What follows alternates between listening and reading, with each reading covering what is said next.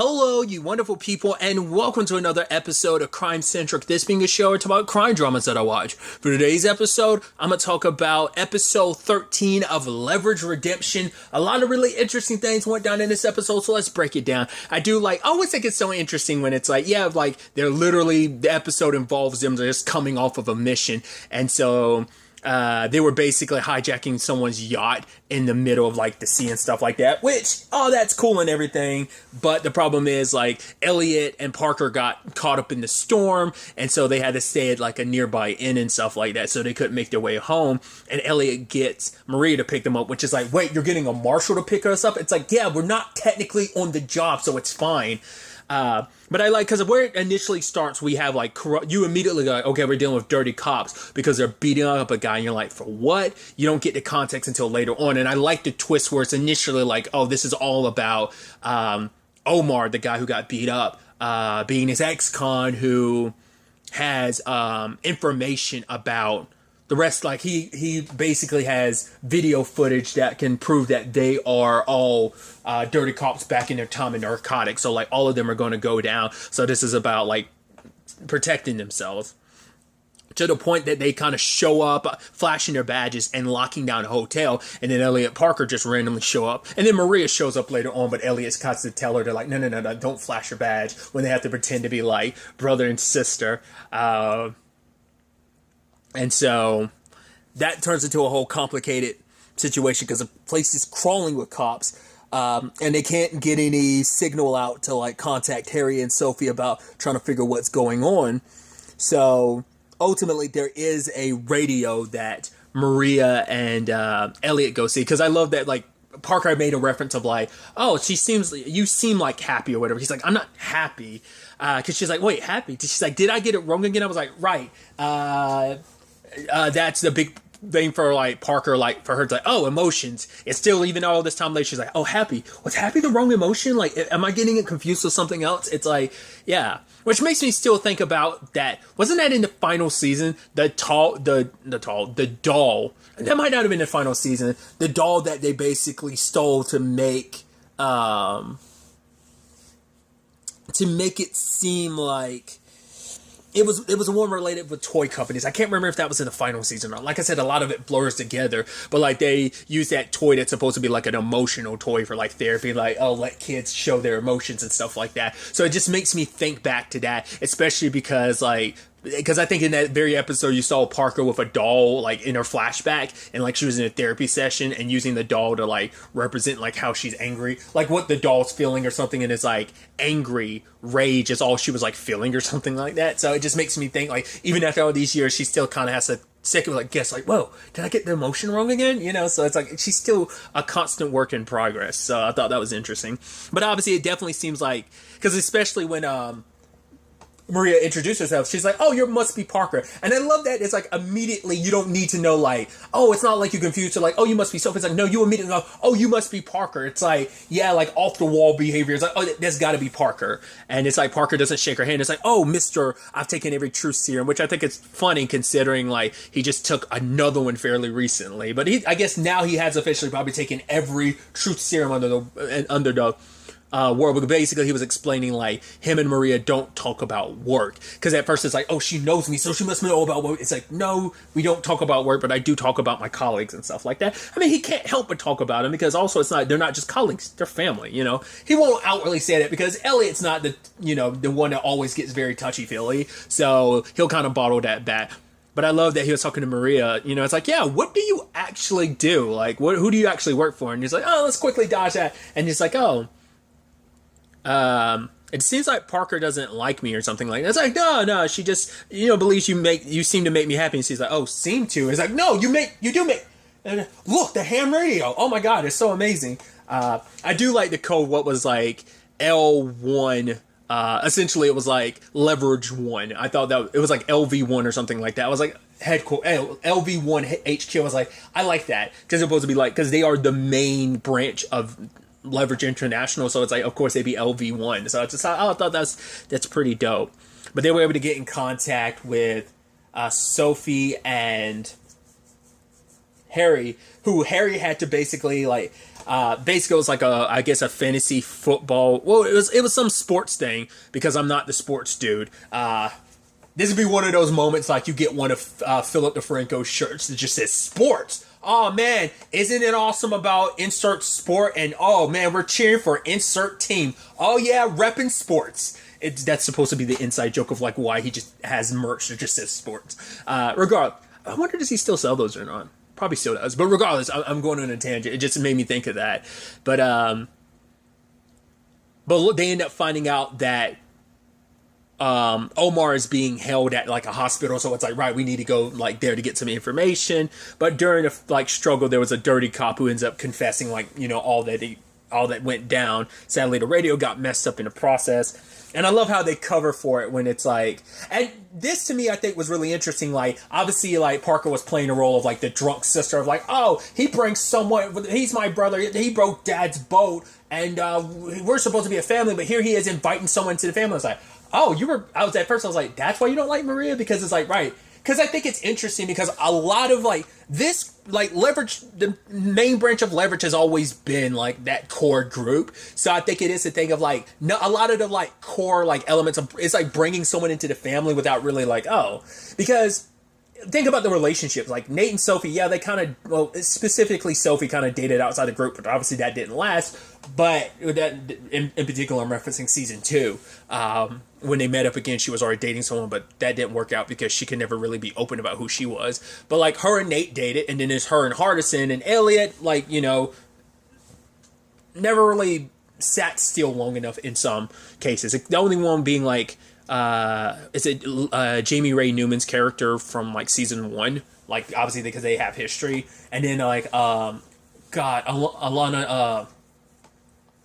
Alona Tall, her character, like during the country singing one with like John Schneider, like stuff like that. So those are instances, but once again, they're just one-offs, and like he always just kind of had different persons. So I guess it was never. This is the first time it's like, right, there's been a committed relationship, like fully like outside the like core group, especially because they've been a core group for so long. So you're bringing someone into this, like into the family to a certain extent. So I feel like it does seem like that does get confirmed by Parker to some extent. She elaborates on it more later on. Well, I'll go ahead and talk about it, but it's like for Parker, it's like, it's just she's scared, like, if things get serious between Maria and Elliot, then like Elliot might leave, you know? And it's like, she's like, I can't do this without, because it's already bad enough, like Hardison's already away, and so the only, like, Sophie's only here for a limited amount of time, and then it's like the only other OG left will be Elliot. So like if he goes away, it's some very like very Legends of Tomorrow-esque, where it's like, yeah, we currently, aside from Gideon, we only technically have one like OG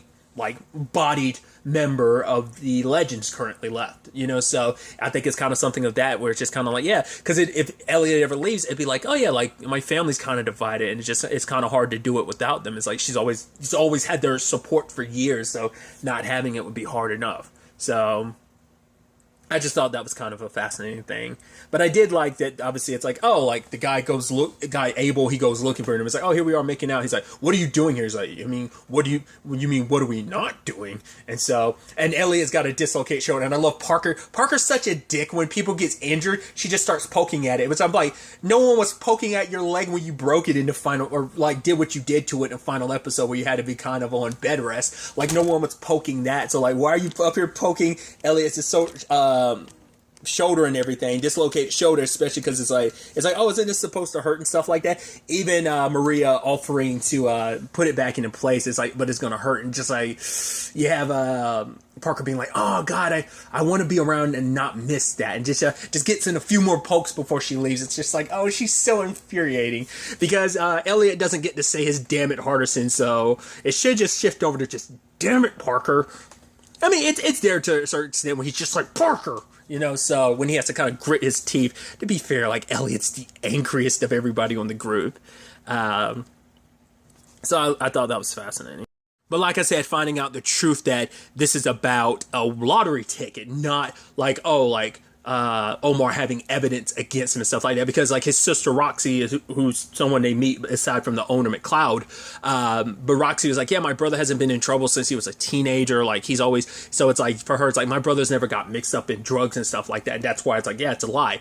They're after the $230 million ticket that he had, because they did reference it earlier in the episode. I was like, oh well, that just seemed like kind of offbeat information, but it's like, no, it's pertinent to the episode because that's the whole reason behind what they're doing. So but obviously Maria and Elliot let themselves get captured so they can basically... And I love that little thing between them. And she's like, oh, hi, hon. It's like, how was your day at the office? I was like, I like that. Like, they're both being so cheeky in that moment. But yeah, Elliot kind of turns the rest of them against, well, Abel, like the main dude, Boggs, because he's like, no, we're partners. And so because he had second guesses about all of this, because it turns out Abel's plan to kind of cover their tracks was to burn the entire place down with everyone, all the witnesses and everything inside. So that was going to be his big plan, which is like, wow, that's very villainous of you. But then like Elliot's like, oh yeah, he's putting accelerant all over the place, so it's not just us. He's going to make sure you guys go down too. Like he didn't want to plan on splitting this with anyone, because if he did, he probably would have told you from the beginning that this wasn't about some evidence against you guys, that he was just trying to grab a tape. And he tries to justify it like, oh, like some punk like him, because someone like criminal or whatever like gets to have that while we kind of work hard, like all that we've done, you know, all the bad, it's like it was all for what we had to do. That was kind of like their justification. But Abel like is like, yeah, the reason why I tell you, Boggs, is because you're weak. When it came to beating up Omar, you were saying like, do we really have to? When it came to planting evidence, do we really have to? It's like, no, you were weak. You were never just strong enough to do what was necessary without always questioning it. So he had some morals, but not enough to like not go through with everything. Because that actually plays into a little bit of a conversation between Elliot and Maria, where it's just kind of like, for Elliot, it's upsetting that like seeing all these dirty cops, it's like this system is meant to protect people, but here we have these cops trying to protect themselves, you know. And so that solidifies it even more for like Elliot, or just more reasons like why they do what they do, because they help people who can't be helped. Like when the system you believe in like runs rampant and lets people like this do what they do, it's like someone's got to come in to, you know, set things right, set things straight. So I thought that was just kind of an interesting conversation. At the same time, you have Parker sneaking in to get the ticket and accidentally turning on a lighthouse. So, because sometimes, like, when it seems like, oh, there's a bumbling mistake, I thought it was like, oh, was that on purpose? It's like, no, Parker, like, screwed a pooch on her. But, I mean, it kind of worked out in the end. And I also love that it's like, oh, before she could escape her, like, rope that she used to climb up there, like, immediately got blown away by, like, the wind and stuff like that. So, we never actually got to see, like, where, I guess Roxy and McLeod were just like hiding nearby, because we see them later on when like everyone gets taken down. So I'm like, where were they? Were they just like hiding? I guess so. But I thought it was interesting because it's like Maria's kind of like had to like hold herself back from just straight up kicking their asses, and then it's like now that they were able to break free, they both do their thing. And I think Elliot took joy in taking down Abel, because he's like, why are you going so hard and so far for these people? Like, why are you going so hard to protect them? And he's like, yeah, because you were supposed to. So at the same time this is all happening, Harry is at the hospital. You had Harry at the hospital trying to like look after Omar, but there's a cop like on, you know, waiting for him. So it's like, right, he's not Omar's lawyer, so it's like I can't even get access to him. There was that particular lawyer they referenced, like I think her name's like Jackie or something, and she has like a very special catchphrase, and it's like, well, I say she, but it's like, I don't know if they specify, but Jackie, I'm like, is that going to be pertinent later on? Like, oh, we hear the name, and then just later on that's going to come back full circle because they're going to run into said lawyer Jackie. We'll see. But it's like, oh, how do I get near them? And it's like, Harry dresses up as a doctor, which, once again, inside jokes. So, if you're unaware, Noah Wiley was on the show ER, and if you're unfamiliar with ER was, it was a medical drama. It was like I think it was more like, it was like a soap medical drama. I actually forget just like a lot of the stat cast. Like I know like Isaiah Washington was up. Oh no, I think I'm confusing that with because I know he was on. Was he ever on ER? I know he was definitely on Grey's Anatomy at one point in time. But George Clooney definitely was on ER, because I kind of forget that from time to time. But yeah, like Noah Wiley. And the only reason why I really know that is because because there was a commercial where like a whole bunch of TV doctors came together. I know it was Donald Faison, Neil Patrick Harris, and Noah Wiley. So that's why I was like, oh, you're a TV doctor, because it was like that was the bit, like all these TV doctors came together.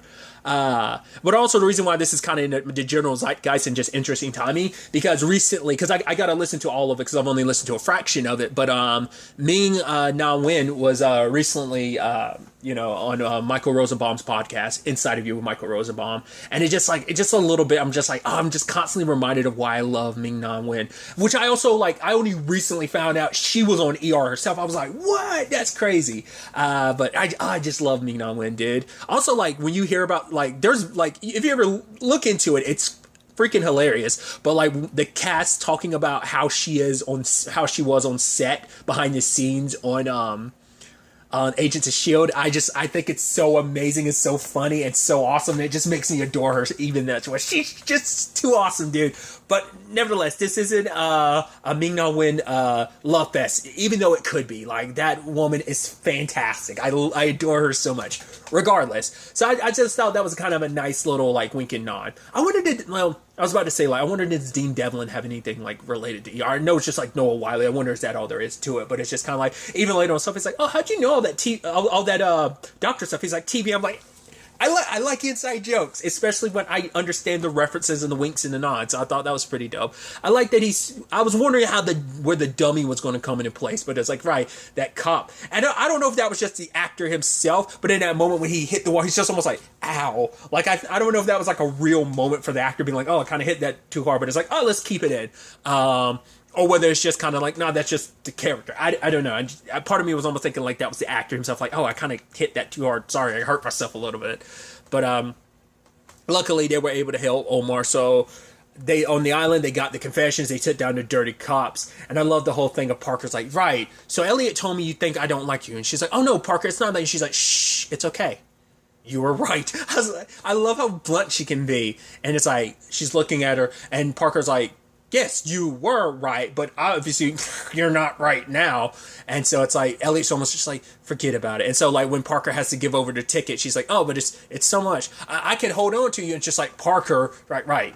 Which I love it, because, like, it's funny, too, because Parker doesn't care about money. Like, she likes getting money just for the collecting of it, but she doesn't actually like, that was a big thing in the original series. Like, she never spent her money. She just collected it because she just liked money. I mean, to be fair, like, they probably use it now because it's like, right, it'll fund our operation. Plus, it's $230 million. There's that, but also probably like, yeah, just it would bankroll some of their operations and stuff like that. But I think it is just also like she just likes money and collecting it, not necessarily spending it, but still. But I do like that everything obviously worked out in the end. Obviously, Boggs is turning against the rest. Like I said, he has somewhat more of a conscience than the others. Granted, he still went along with everything. But luckily, everything worked out in the end. So Omar's good. The cops are being indicted and everything. So I love at the end, like when I brought up earlier about Parker worried about whether Elliot would leave. And he's like, that's never going to happen. And he wraps her arm around. She's like, oh, wrapping your arm around is a nice touch. She's like, no, I actually need your help to move. And she's like, oh, okay. I like it. It's just, God, just so much fun. Kind of a nice, really interesting episode. Like I said, I really appreciate kind of like the development of it. Also, because it also reminded me, once again, I keep doing this, but like I said, just because everything's kind of in my mind, it reminded me of like that murder mystery episode from the original series where they were stuck on the island, which dealt with the same thing of like the brownouts, but it turned like the person responsible for like the dude's death, which that dude was like Corey, played by Ben Savage. He was Corey's dad, and that actor played Corey's dad in Boy Meets World, if I remember correctly. But like he was killed by like a dirty cop, and like the rich dude's daughter. They were like in cahoots like with the whole thing. So it kind of reminded me of that dirty cop situation. A whole bunch of dirty cops, but also just like being stuck in the middle of a storm, and you're trapped in like kind of like this island type of, like, it just seemed like similar, not the same theming, but location and just circumstance of dirty cop. So it just kind of reminded me of that a little bit. So, but I'm really interested to ultimately see where everything ends up taking us going forward into the next episode. But really, that's all I want to talk about. Until the next time we meet, be happy, be safe, love life to the fullest, and enjoy it. Good day and good Bye.